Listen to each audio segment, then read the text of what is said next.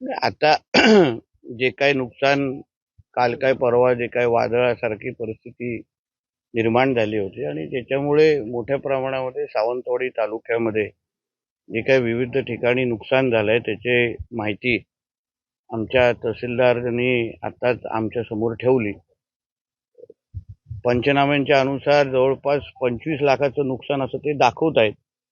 माझ्या दृष्टिकोनातून झालेलं नुकसान जे का आता पाहायला मिळतंय त्याच्यापेक्षा ते कमी असं मला तरी दिसतंय. आणि म्हणून त्या सगळ्यावर मी कलेक्टर मॅडम आणि प्रशासनाशी बोलून जास्तीत जास्त नुकसान भरपाई कशी देता येईल, जेणेकरून जवळपास 100 जागी नुकसान झालेलं आहे अशी माहिती प्राथमिक त्यांच्याकडे आलेली आहे.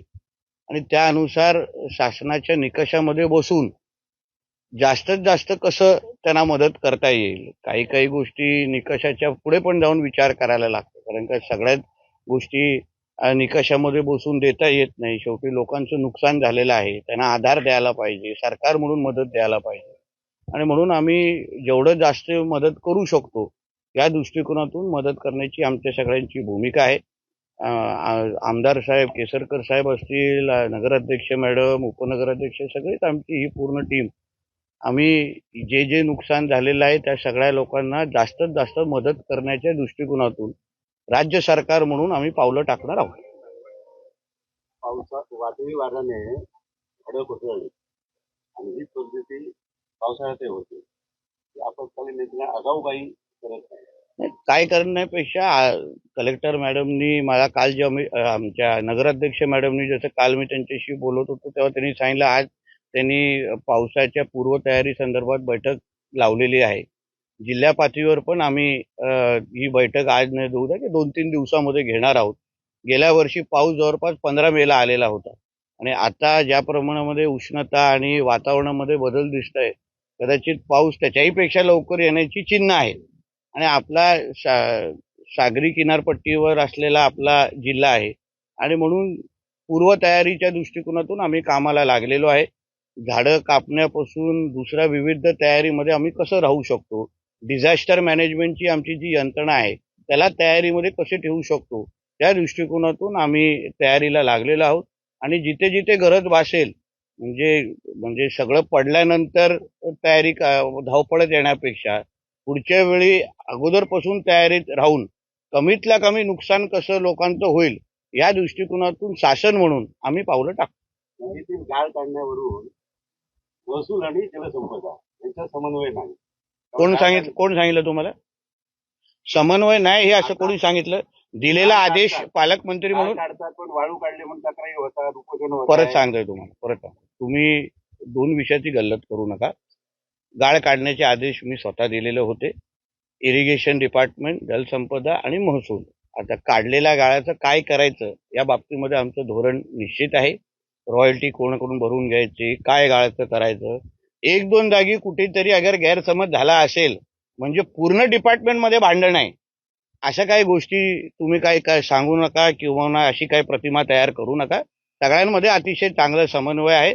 पालकमंत्री म्हणून माझ्या सगळ्यांवर लक्ष आहे आणि म्हणून कुठलंही डिपार्टमेंट एकाच्यावर म्हणजे एका दुसऱ्या विरोधात जाणार नाही असं चांगलं वातावरण आमच्या इकडे आहे. एक तर तुम्ही कौतुक तर करणारच नाही. गेल्या वर्षापासून आम्ही गाळ काढण्याचा कार्यक्रम करतोय.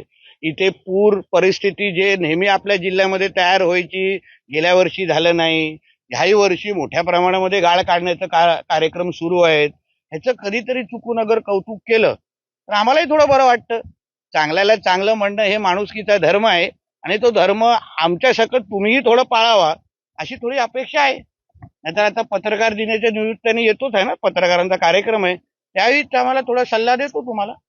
कोकणातल्या शेतकऱ्यांना आजही नुकसान झालं त्याच्यावर भारताची सरकार देतोय पण आता त्या पावसामुळे किंवा वाऱ्यामुळे अजून नुकसान होतं त्या संदर्भात तुम्ही लक्ष द्या. नाही, सरकार म्हणून आमची निकषामध्ये राहून जेवढी मदत करू शकतो आमची मदत करण्याची भूमिका आहे. त्याच्यामध्ये आता शेवटी वातावरणामध्ये होणारे बदल हे आपल्या कोणाच्याच हातात नाही.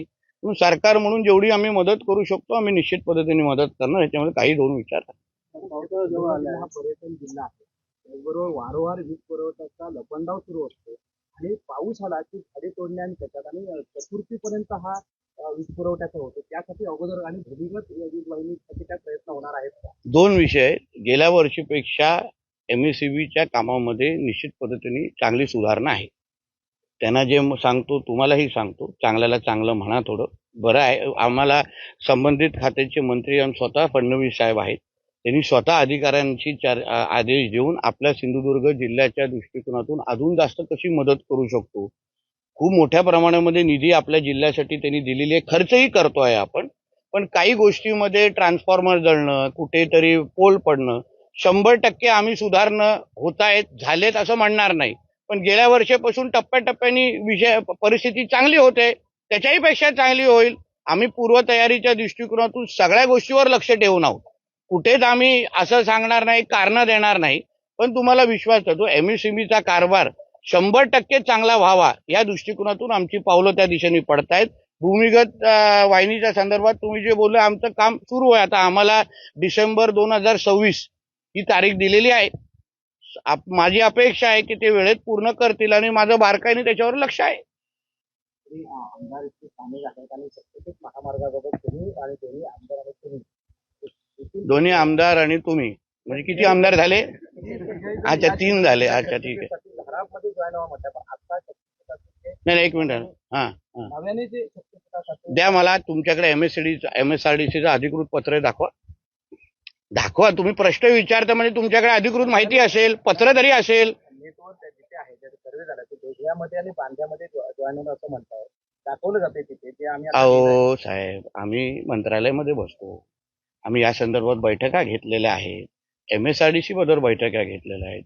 आदरणीय दीपक केसरकर साहेबांनी जी सूचना दिल्या, आमच्या सगळ्यांचं मत आहे की शक्तीपीठ महामार्ग हा आता जो जुना प्लॅन जो होता त्याच्यामुळे गोव्याला जास्त फायदा होत होता. आलेला रस्ता डायरेक्ट गोव्याला जात होता. म्हणून केसरकर साहेबांनी आम्ही लोकांनी तो पूर्ण प्लॅन बदलून बांधा आणि ह्या सगळ्या कुठल्याही गोष्टी बाधित होत नाहीत हे लिहून ठेवा, पाहिजे रेकॉर्ड करून ठेवा. आणि म्हणून असा आता आपण त्याच्यातून मार्ग आम्ही लोकांनी सगळ्यांनी मिळून काढलेला आहे, जेणेकरून आपल्या जिल्ह्याला त्याचा फायदा होईल. रेडी पोर्टशी त्याला जोडलं जाईल, जिल्ह्याला वेगवेगळ्या विकासाची दारे उघडतील. या दृष्टिकोनातून आता नवीन मार्ग आपण तयार केलेला आहे. म्हणून कुठल्या तरी संघर्ष समितीच्या व्यक्तीने पत्र टाईप करतो, प्रिंट करतो आणि आमच्या पत्रकार मित्रांना देतो आणि आमचे पत्रकार मित्र लगेच हेडलाईन मारतात, असा कारभार राज्य सरकारचा चालत नाही. म्हणून मी आपल्या माध्यमातून सगळ्यांना मी विनंती करतो, कुठल्याही अफवांवर विश्वास ठेवू नका. आमचं सरकार कमीतल्या कमी गावं बाधित करून सिंधुदुर्ग जिल्ह्याला ज्याचा फायदा होईल त्याप्रमाणे आदरणीय मुख्यमंत्र्यांनी आम्हाला शक्तीपीठ महामार्ग करायला सांगितलेला आहे. पालकमंत्री बोलल्यानंतर तरी विश्वास बसेल की नाही? मग आता तसं ती जरा बातमी व्यवस्थित चालवा. आता पण काय विचारत होता? अच्छा, म्हणजे थेट मुंबई. मराठी सक्तीवरून रिक्षा टॅक्सीच्या मराठी सक्तीवरून सदावर्त्यांनी विरोधाची भूमिका घेतली. मनसेने त्याच्यावर सदावर्त्यांना फटकावण्याची भाषा दिली. एक लक्षात घ्या, महाराष्ट्र सरकार म्हणून, महायुतीचं सरकार म्हणून मराठी आमच्या महाराष्ट्रामध्ये सक्तीची आहेच. प्रत्येकाला मराठी आलीच पाहिजे ही आमच्या सगळ्यांची भूमिका आहे. आमच्या परिवहन मंत्रींनी घेतलेली भूमिका, त्याचं समर्थन आदरणीय मुख्यमंत्री सकट आम्ही सगळ्यांनी केलेलं आहे की मराठी प्रत्येकाला आलीच पाहिजे आणि प्रत्येक जण शिकेल ना, असं कोण नाही शिकणार असं कोणच नाही. कोणीही उगाच ह्या मुद्द्यावर वाद करू नये असं मताचा मी आहे. प्रत्येकाला मराठी शिकेल. ज्याला इथे व्यवसाय करायचा आहे, ज्याला इथे धंदा करायचा तो नक्कीच मराठी शिकणार. आमचे उत्तर भारतीय भाऊ पण शिकतील आणि आमचे सगळे शिकतील. पण त्या निमित्ताने हिंदूंमध्ये फूट पाडण्याचा प्रयत्न कोणी करू नये आणि हिंदूंना हल्ला किंवा हिंदूंना आम्ही मारू अशी सुख्या धमक्या आमच्या हिंदुत्व विचाराच्या सरकार असताना तरी करू नये आमचं म्हणणं आहे. ज्यांना मराठी शिकायचं असेल त्यांना आम्ही ट्रेनिंग देऊ, त्यांना काय पाहिजे त्यांना पुस्तकं वाटू, सगळ्या गोष्टी करू. पण सरकारच्या नियमाचं पालन सगळे उत्तर भारतीय आणि सगळे अमराठी आणि सगळे आम्ही लोक करू. मराठी व्यावसायिक तर आहेत, सगळे एकत्र मिळून करू. म्हणून हा वादाचा मुळात विषय नाही. जे राज्यामध्ये कोणीही हिंदू समाजाच्या कुठल्याही व्यक्तीला धमकी देण्याचा प्रयत्न आणि ह्याला मारू त्यांना मारू हे आमच्या हिंदुत्व विचाराच्या सरकारच्या काळात कोणी करू नये. एवढीच अगर खाज असेल तर जेव्हा MIMचे कॉर्पोरेटर बोलते की मला मराठी येत नाही आणि येण्याची गरज नाही, तेव्हा काय गप्प बसतात मग हे कागदी वाघ कुठे जातात? जाऊन विचारा ना त्या MIMच्या कॉन्ट्रॅक्टरला की तू मराठी तू का बोलणार नाहीस? तेव्हा हे बिळात लपलेले वाघ कुठे असतात? हिरवा सापांना ठेचण्याची हिंमत नाही. आणि म्हणून जो नियम तुम्ही आता हिंदू समाजाला लावताना तोच नियम अन्य धर्मानं पण लावा, मग आम्हाला कळेल किती मुसलमान समाजाचे ड्रायव्हर हे मराठी बोलतात. विचारा कधी त्यांना कधी मराठी बोलायला लावणार? सगळी आग अगर हिंदूंवर कोण काढत असेल ना आणि हिंदू समाजाला फूट पाडण्याचा प्रयत्न होत असेल तर आम्ही राज्यामध्ये बसलो. एक लक्षात ठेवा, आम्ही असताना कुठल्याही हिंदूकडे कोण वाकड्या नजरेने बघायला आम्ही देणार नाही. ही आमची भूमिका आहे. ज्याला मराठी येत नसेल त्यांनी मराठी शिकावं. आम्ही पण सरकार म्हणून त्यांना मदत करू, पण हा वाद कोणी करू नये आणि हिंदूंमध्ये कोणी फूट पाडू नये आणि हिंदूंकडे वाकड्या नजरेने बघायची कोणीच हिंमत करू नये. शिंदेच्या शिवसेनेमध्ये याच विषयावरून 2 गट पडले पाहायला मिळतात. शिंदे साहेब समजवतील ना निरुपमना. शिंदे साहेब सक्षम आहेत. अगर निरुपम आपल्या सरकारच्या विरोधात अगर काही भूमिका घेत असतील तर शिंदे साहेब समजवतील त्यांना की बाबा असा जाऊ नकोस. संपला विषय. चला आता ऊन वाढते नाही तर आम्हाला नुकसान भरपाई द्यायला लागेल. संजय राऊत म्हणतात की भाजप निर्लज्ज झाले. संजय राऊत म्हणतात की त्या जे राज्यसभेवरती खासदार आलेले आहेत त्यांच्यावरनं संजय राऊत असं म्हणतात की चड्डा सारखे जे खासदार आहेत त्यांना भाजपने उमेदवारी दिली आहे किंवा भाजप त्यांना खासदार करत आहे. भाजप निर्लज्ज झाली. भारत निर्लज्जची व्याख्या काय आहे हे त्याला चांगल्या पद्धतीने माहित असल्यावर त्याला सगळेच निर्लज्ज वाटतायत. निर्लज्ज हे मातोश्रीचा 3ऱ्या माळ्यावर बसलाय. म्हणून निर्लज्ज काय असतो त्यांनी आपल्या मालकाकडे पाहून सांगावं. तुमच्या भूमिकेनंतर जिल्ह्यात एमडी फिजिशियन आणि सगळे डॉक्टर होतात, मात्र खाली जे आरोग्य सेवा वगैरे पाहिजे ते पण भरू, चिंता करू नका. आता एप्रिल मे जून हे सगळे भरती करण्याची हा सीझन आहे. सगळ्यांना भरती करू. उद्धव ठाकरेंनी संयम ठेवला. तुझं बरं आहे रे, तुझं बरं आहे. आमचा त्रास आहे, आमच्याकडे आहे अजून. नोटिफिकेशन आता आलेलं आहे.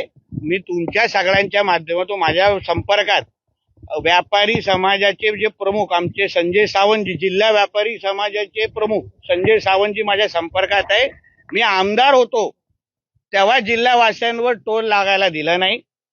म्हणून टोल अगर चालू पण झाला तर MS-07च्या कुठल्याही गाड्याला टोल लागणार नाही. मी जिल्ह्याचा पालकमंत्री आहे.